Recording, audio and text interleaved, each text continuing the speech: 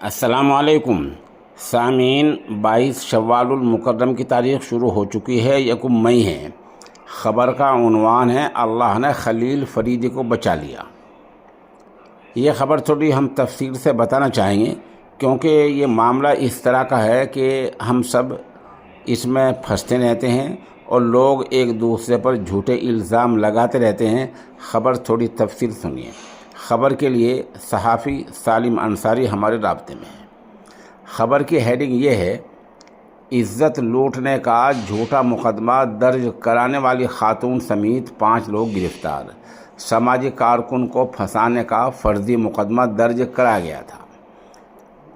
Police نے نابالغ کی عزت لوٹنے کے جرم کا ارتکاب کر کے کیرانے کے سماجی کارکن کی شبیہ کو داغدار کرنے والے پولیس کے شکنجے میں آ گئی ہیں۔ اس سازش میں ملوث ایک خاتون سمیت 5 لوگوں کو گرفتار کر لیا گیا ہے۔ پولیس کی غیر جانبدارانہ جانچ کی وجہ سے سماجی کارکن کو انصاف ملا ہے۔ اطلاع کے مطابق گزشتہ مہینے مغربی اتر پردیش کے ضلع شاملی کے قصبہ کیرانے کے محلہ خیل کلاں کے رہنے والے سماجی کارکن خلیل فریدی کے موبائل فون پر نامعلوم شخص کی جانب سے پانی پت کے ایک باغ میں شادی کی تقریب کے لیے کھانا پکانے کا آرڈر دیا گیا۔ خلیل فریدی اپنی ٹیم کے ساتھ وہاں پہنچے لیکن آرڈر دینے والا کوئی نہ ملا اور فون کرنے پر وہ ادھر ادھر کی باتیں کرنے لگا، جس کے بعد خلیل اپنے ساتھیوں کے ساتھ واپس کیرانے چلا گیا۔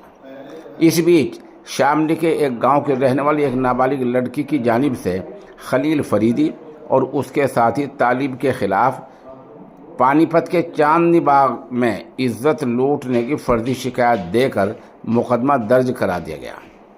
آپ سمجھ سکتے ہیں کہ فون پہ خلیل فریدی کو پانی پت اس لیے بلایا گیا تھا تاکہ ان کے فون کی لوکیشن میں پانی پت جانا ظاہر ہو جائے۔ شکایت میں کہا گیا کہ میں گزشتہ 15 دنوں سے اپنے ماموں کے گھر آئی ہوئی تھی اور دوپہر کو اپنی والدہ کے ساتھ متل میگا مال سے پیدل گھر واپس آ رہی تھی۔ اس کے بعد خلیل اپنے ساتھی کے ساتھ اس کو موٹر سائیکل پر ایک ویران جگہ پر لے گیا اور دونوں نے اس کے ساتھ زیادتی کی، اس کی عزت لوٹ لی اور اس کا سر دیوار سے مار کر اس کو زخمی کر دیا اور موقع سے بھاگ گئے۔ شکایت کی بنیاد پر اس وقت پولیس نے عصمت دری عزت لوٹنے اور پوکسو کے تحت مقدمہ درج کر لیا اور نابالغ لڑکی کا سول ہسپتال میں طبی معائنہ کرایا، میڈیکل کرایا۔ اس کے ساتھ ساتھ دفعہ 164 کے تحت عدالت میں اس کا بیان بھی ریکارڈ کرایا اور محکمہ چائلڈ ویلفیئر کی ٹیم کی طرف سے کونسلنگ کی گئی، یعنی بچی کو سمجھا گیا۔ پولیس ٹیم نے کیرانا پہنچ کر خلیل فریدی کو حراست میں لے لیا اور 2 گھنٹے کی سخت پوچھ گچھ کے بعد چھوڑ دیا۔ انسپکٹر راکیش شرما نے بتایا کہ خلیل کو جس نمبر سے پانی پت بلایا گیا تھا اس کو ٹریس کیا گیا، اس کی جانچ کی گئی تو وہ خلیل کے پڑوسی سرفراز کا تھا، جس کے بعد شک کی سوئی اس کی طرف گئی۔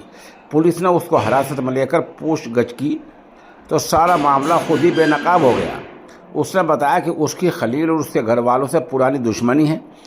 اس نے گلبہار، نوشاد، اس کا دوست سرتاج اور بہنیں اور گلو کے ساتھ مل کر نابالغ لڑکی کو زیادتی کا نشانہ بنایا اور پھر بلیڈ سے اس کے ماتھے پر کچھ کاٹ کر نشان لگا دیا تاکہ وہ زخمی معلوم ہو جائے۔ بتا دیں کہ لڑکی کے گھر کی حالت جو ہے، مالی حالت اچھی نہیں ہے۔ نابالغ کو گھر کی خراب مالی حالت کا خمیازہ بھگتنا پڑا ہے۔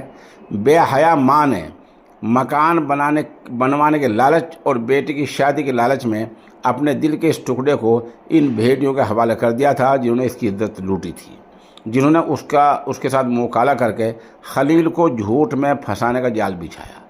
تفتیش میں انکشاف ہوا کہ بچی کی والدہ ملزم سرفراز کی بھابھی گلشن عرف گلو کی خالہ لگتی ہے، جس کے گھر کی مالی حالت اچھی نہیں تھی۔ ملزم نے نابالغ لڑکی کی ماں کو گھر خریدنے اور لڑکی کی شادی کرنے کا لالچ دے کر سازش کی تاکہ وہ پانی پت میں اس کے نابالغ لڑکی سے جسمانی تعلقات قائم کرے اور خلیل اور طالب کے خلاف عزت لوٹنے کا مقدمہ درج کرائے۔